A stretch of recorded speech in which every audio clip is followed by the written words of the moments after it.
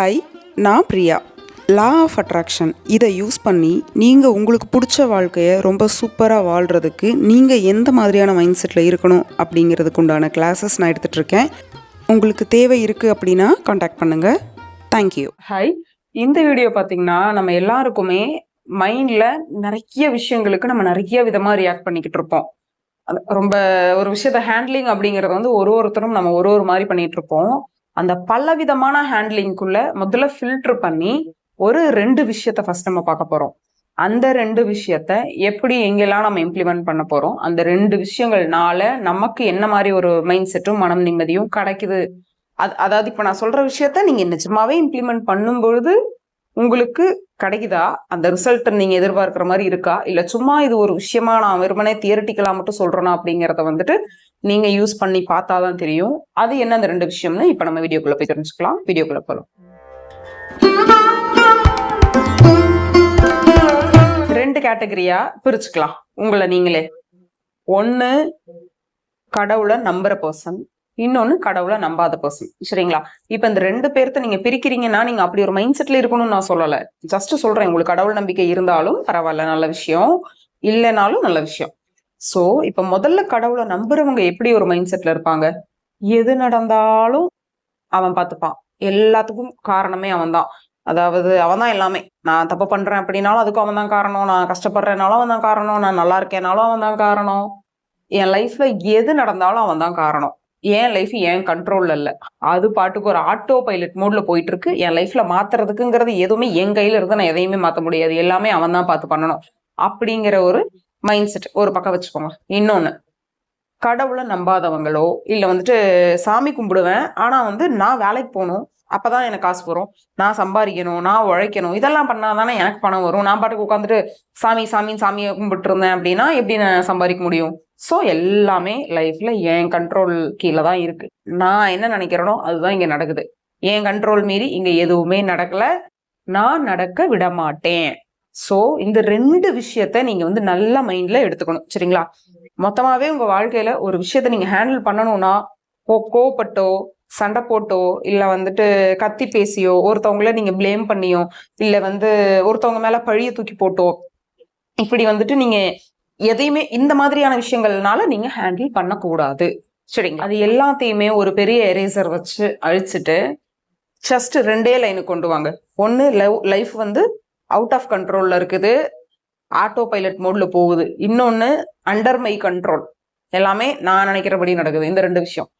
இப்படியே இந்த 2 விஷயத்துல ஏங்க நான் வந்து ஏதோ ஒரு ஸ்டாண்ட் மட்டும் எடுத்துட்டு என் மொத்த வாழ்க்கையும் நான் வந்துட்டு சாகிற வரைக்கும் என் லைஃப்ல எதுவுமே என் கண்ட்ரோல் படியே இல்லை, எல்லாமே ஆட்டோ பைலட் மோட்ல தான் போயிட்டு இருக்கு, அப்படி நான் நினைச்சு கூட வாழ முடியுமே அப்படின்னு கேட்கலாம். அதே சமயம் எல்லாமே என் கண்ட்ரோல்ல தான் இருக்கு, எதையுமே இங்க மாத்துறதுக்கு என்ன தவிர இங்க யாரும் இல்லை, ஈவன் கடவுள்னால கூட எதையும் என் லைஃப்ல நடக்கிறத மாத்த முடியாது அப்படின்னு கூட நான் நினைச்சிட்டு இருக்கலாமே. சோ இந்த 2 விஷயமுமே இருக்கு இல்லைங்களா அப்படின்னு நீங்க நினைச்சா இருக்குதான். ஆனா அப்படி ஏதாவது ஒரு ஸ்டாண்டை எடுத்துட்டு மட்டும் நம்மளோட லைஃப்ல எல்லா நேரங்கள்லயுமே எல்லா சிச்சுவேஷன்லயுமே நம்மளால வாழ முடியாதுங்க. சரிங்களா? நம்ம நினைக்கிற அந்த நம்ம பிரெயின் வந்து ஒரு சமயத்துக்கு ஒரு மாதிரி திங்க் பண்ணும். ஒரு தடவை ஏதாவது ஒரு நல்ல விஷயம் நடந்தது அப்படின்னா ரொம்ப ஹாப்பியா ஃபீல் பண்ணும். அந்த விஷயம் இன்னொரு நாள் சொதப்பிருச்சுன்னா கண்டபடி பேசும். சோ வந்துட்டு இங்க வந்து இப்படிதான் நான் இப்படிதான் இருப்பேன். யாருமே நிறைய பேர் சொல்லுவாங்க, நீ என்ன மாதிரி டைப் அப்படின்னு கேட்டா நான் இந்த சிச்சுவேஷன் இப்படி பிஹேவ் பண்ணுவேன், இந்த மாதிரி டைம்ல நான் இப்படி பிஹேவ் பண்ணுவேன் அப்படின்னு நம்ம ஒரு சிச்சுவேஷனுக்கு ஏத்த மாதிரி தான் நான் இருப்பேன்னு நம்ம எக்ஸ்போஸ் பண்ணணுமே தவிர நான் இப்படியே தான் இருப்பேன், நான் அப்படியே தான் இருப்பேன் அப்படிங்கிற அந்த ஒரு ஒன் ஸ்டாண்ட் அப்படிங்கிறது வச்சுட்டு நம்மளால நல்லா வாழ முடியாது. வாழலாம், ஆனா அந்த ஒரே ஸ்டாண்டை வச்சுட்டு நம்மளால நல்லா வாழ முடியாது. ஸோ அதனாலதான் இங்க நான் 2 விஷயம் சொல்றேன்.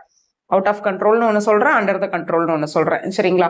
இப்ப இதை நீங்க எப்படி பாத்துக்கலாம்னா, அந்தந்த டைமுக்கு ஏத்த மாதிரி உங்களுக்கு வரக்கூடிய சூழ்நிலைகளுக்கு ஏத்த மாதிரி நீங்க வந்து அந்த ஒரு மைண்டுக்கு போகணும். மேக்சிமம் ஸ்பிரிச்சுவல்குள்ள யார் வருவாங்க? நாயா பேயா செருப்படிப்பட்டு இதுக்கப்புறம் வாழ்ந்து நம்ம என்ன பண்ண போறோம், இப்படி ஒரு லைஃப வாழ்றதுக்கு பேசாம வாழாமையே போயிடலாம், நம்ம ஏன் இருக்கணும் இந்த பூமியிலங்கிற ரேஞ்சுக்கு அடிப்பட்டவங்க ஏதோ ஒரு பாயிண்ட் டைம்ல இதுக்கு மேல இவனை விட்டா போயிருவான் போலயே, இவனை கொஞ்சம் கூப்பிட்டு வரலாம் இந்த ஆண்டை அப்படின்னு சொல்லி யாராவது யார் மூலமாவோ நமக்கு அந்த ஒரு ஸ்பிரிச்சுவல் அந்த சீடை போடுவாங்க. சோ அதுல இருந்து வெளியில வந்தாங்க அப்படின்னா எல்லாமே மாயை, நம்ம லைஃப் டோட்டலா மாயை. இதுக்கா நம்ம இப்படி கஷ்டப்பட்டுட்டு இருந்தோம், இதுக்கு போயா நம்ம சாகணும்னு நினைச்சோம், இதெல்லாம் ஒரு பிரச்சனையா அப்படிங்கறது வந்து ஸ்பிரிச்சுவல்ல இருக்கவங்க எப்ப ஃபீல் பண்ணுவாங்கன்னா, ரெகுலர் லைஃபை விட ஸ்பிரிச்சுவல் லைஃப் இன்னும் கஷ்டமா இருக்கும்.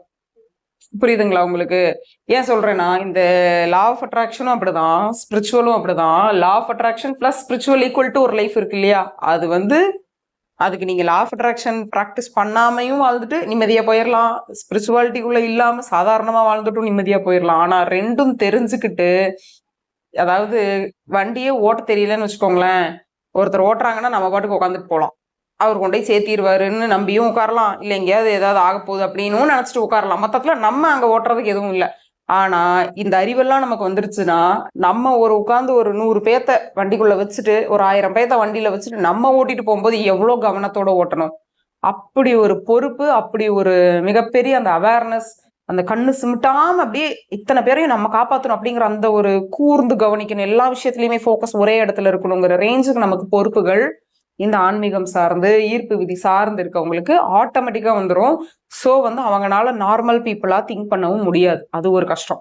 ஸோ அப்படி இருக்கிறீங்கன்னாலும் உங்களுக்கு இந்த 2 விஷயம் மற்றவங்களை விட நமக்கு இன்னும் யூஸ்ஃபுல்லா இருக்கும். ஏன்னா நம்ம ஸ்பிரிச்சுவாலிட்டியை நம்புறோம், ஆன்மீகம் சார்ந்து வாழ்றோம்னா, ஒரு பாயிண்ட் வரைக்கும் என் கையில எதுவுமே இல்லை சாமி, நீயே பார்த்துக்கோ அப்படின்னு விட்டுட்டு ஒரு கொஞ்ச நாளுக்கு ஒரு பிரேக் எடுத்துக்கலாம். ஏன்னா எல்லாத்தையும் நம்மளே உட்காந்து பண்ணி நம்மளே மேனிஃபெஸ்ட் பண்ணி பண்றதுக்கு நீ எதுக்கு இருக்கு மேல சாமி, இன்னும் உட்காந்து நீ எனக்கு வேலை பாரு அப்படின்ட்டு கொஞ்ச நேரம் அப்படி உட்காந்துக்கலாம்.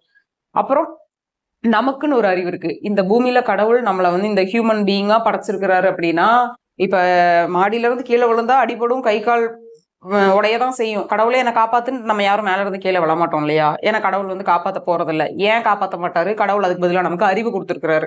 அறிவை வச்சு நீ வாழ்ந்துக்கோ இந்த பூமியில அப்படின்னுட்டு. சோ அந்த அறிவு எங்கெங்கெல்லாம் தேவைப்படுதோ, அந்த அறிவு சார்ந்து நீங்க இருக்கும் பொழுது எல்லாமே என் லைஃப் என் கண்ட்ரோல்ல இருக்குதுங்கிற மைண்ட் செட்ல இருக்கணும். அறிவு சார்ந்து இல்லாம சில விஷயங்கள் நம்மள மீறி நடக்குது அப்படிங்கும் பொழுது அதுக்கு கொஞ்சம் கேப் கொடுக்கணும். ஓகே, ஏதோ ஒரு கர்மா நமக்கு இங்க வந்து வேலை பார்க்குது, இதுக்கு நமக்கு ரொம்ப கவனமா இல்லைன்னா திரும்ப இந்த மாதிரி ஒரு லூப்குள்ள போய் மாட்டிக்குவோம் அப்படின்ட்டு அந்த ஒரு அவேர்னஸோட ஆட்டோ பைலட் மோட நீங்க உங்க லைஃப்ல அனுமதிக்கலாம். நிறைய பேர் சொல்லுவாங்க, ஆட்டோ பைலட் மோட்ல உங்களோட லைஃப் இருக்கு அப்படின்னா கார் எங்கேயாவது போய் ஆக்சிடென்ட் ஆகி மோதுற மாதிரி அவுட் ஆஃப் கண்ட்ரோல்ல அப்படி ஆயிடும். ஸோ ஆட்டோ பைலட் மோடுக்கு போகாதீங்க, நீங்க உங்களோட பிரெயினை கண்ட்ரோல்ல வச்சுக்கோங்க அப்படிங்கிற மாதிரி சொல்லுவாங்க. கரெக்ட் தான். ஆனா நான் வந்து ஓவரால் உங்களோட மொத்த வாழ்க்கையும் ஆட்டோ பைலட் மோட்ல எல்லாம் விட சொல்லலை.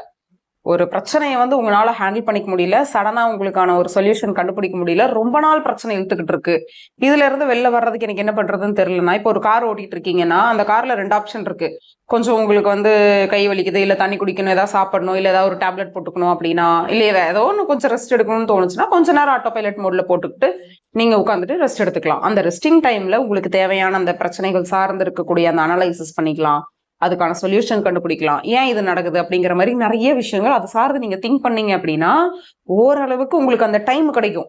நீங்க வந்து அந்த பிரச்சனையோட அசோசியேட்டா இல்லாம கொஞ்சம் விலகி வந்து அதுக்கு என்ன தேவைங்கிறத நீங்க பாக்குறதுக்கு. ஸோ அப்படி இருக்கிற ஒரு கொஞ்ச நேரத்துக்கு நீங்க ஆட்டோ பைலட் மோட்ல டிராவல் பண்றது தப்பு கிடையாது. ஸோ அந்த மாதிரி உங்களுக்கு உங்களை மீறின ஒரு பிரச்சனைகள் இருக்கு வாழ்க்கையில அப்படின்னா நீங்க தயவு செஞ்சு கொஞ்சம் நேரத்துக்கு அப்பப்போ ஆட்டோ பைலட் மோட்ல லைஃபை விட்டுருங்க. அதுக்கப்புறம் அதுக்காக எல்லாத்தையுமே அப்படி விடணுங்கிறத நான் சொல்லலை இல்லையா? ஸோ மற்ற விஷயங்களை நீங்க இதுக்குள்ள நீங்க உட்காந்து இதுல என்ன உங்களுக்கு ஒரு நல்ல விஷயம்னா, நீங்க ஆட்டோ பைலட் மோட்ல போட்டுட்டு அனலைஸ் பண்ண ஸ்டார்ட் பண்றீங்க இல்லையா, அவுட் ஆஃப் கண்ட்ரோல்ல இருக்கக்கூடிய பிரச்சனைகளுக்கு. ஸோ அந்த ஒரு அறிவு, அந்த நாலேஜ் வந்து உங்களுக்கு இங்க உங்களோட நார்மல் லைஃப்ல ஒரு சாதாரணமான ஒரு பிரச்சனை வந்துருச்சு, அது பிரச்சனைன்னு கூட இல்லை, அதை எப்படி ஹேண்டில் பண்ணிக்கணும்னு தெரியலையே அப்படின்னா அங்க உங்களுக்கு கெயின் பண்ண அறிவை உங்களால இங்க யூஸ் பண்ணிக்க முடியும். ஸோ இது வந்து அண்டர் யுவர் கண்ட்ரோல், இதை வந்து நான் பண்ணிக்க முடியும். இப்ப யாராவது என்கிட்ட ஒரு கமிட்மெண்ட் பண்ணிட்டு அதை அவங்க பண்ணலைன்னா நான் கோவப்பட்டு கத்துவேன் அப்படின்னா உங்களுடைய அங்க நீங்க உட்காந்து பொறுமையா யோசிச்சிங்க இல்லையா, அந்த பொறுமை உங்களுக்கு இங்க கிடைக்கும். ஸோ நம்ம டென்ஷன் ஆக மாட்டோம், நம்ம நெகட்டிவா போக மாட்டோம், நம்ம ஆறாவை நம்ம டிஸ்டர்ப் பண்ணிக்க மாட்டோம். லைஃபை வந்து சம்டைம்ஸ் நீங்க அப்படியே எப்படி போதோ, நிறைய வாட்டி கோ வித் த ஃப்ளோ அப்படின்னு இருக்கும், கோ அகெயின்ஸ்ட் ஃப்ளோன்னு இருக்கும். ஆனா நம்ம வந்து எல்லாத்தையுமே பார்த்துக்கணும். கடவுளே இல்லவே இல்லை, நான் தான் என் லைஃபை பார்த்துக்கணுங்கிற எக்ஸ்ட்ரீம்லயும் இருக்கணும். அதே சமயம் அவனின்றி ஒரு அணுவும் அசையாது, நான் விடுற மூச்சு காத்துல இருந்து கண்ணுக்கே தெரியாத மண்ணு வரைக்கும் உருவாக்குனதே அவன் தான். ஸோ என்னை பத்தி அவனுக்கு எல்லாம் தெரியும், இந்த உலகத்துல இருக்க எல்லாத்த பத்தி அவனுக்கு தெரியும். ஸோ என்னோட பிரச்சனையை பத்தி அவனுக்கு தெரியும், அவனால என் பிரச்சனையை சரி பண்ண முடியுங்கிற நம்பிக்கையிலையும் இருக்கலாம். ஸோ 2 எக்ஸ்ட்ரீம்லயும் இருக்கணும், இதுலயும் இருக்கணும், அதுலயும் இருக்கணும். ஆனா அந்த 2 எக்ஸ்ட்ரீமையுமே எப்ப இருக்கிறீங்கிறதுல ஒண்ணு இருக்கு. அதுதான் அந்த அந்த பிரிச்சு பாக்குறோம் இல்லையா, அந்த லாஜிக்கல் மைண்ட். இதுக்கு என்ன அறிவை யூஸ் பண்ணலாம், இதுக்கு எந்த அறிவை யூஸ் பண்ணலாங்கிற அந்த அறிவு மட்டும்தான் கடவுள் நமக்கு கொடுத்துருக்கிறாரு. அதை வச்சு நீங்க லைஃபை வந்து வாழும் பொழுது இன்னும் இன்னும் பெட்டராகவே இருக்கும். நம்மளோட எல்லா வீடியோஸ்லையுமே லைஃபை பெட்டர் பண்றதுக்கு மட்டும்தான் இருக்கும். ஸோ உங்க லைஃபை இந்த 2 சுச்சுவேஷனை நீங்க பல விஷயங்கள்ல இந்த 2 சுச்சுவேஷன்ஸை நீங்க அப்ளை பண்ணி பார்க்கும் பொழுது உங்களுக்கே தெரியும். ஓகே, இப்போ நம்ம வந்து கொஞ்சம் வேற மாதிரி திங்க் பண்றோம், மற்ற நாள் மாதிரி இல்லாம இன்னைக்கு கொஞ்சம் டிஃப்ரெண்டா திங்க் பண்றோங்கிற அந்த ஒரு ரியலைசேஷன் உங்களுக்கே வரும். தேங்க்யூ.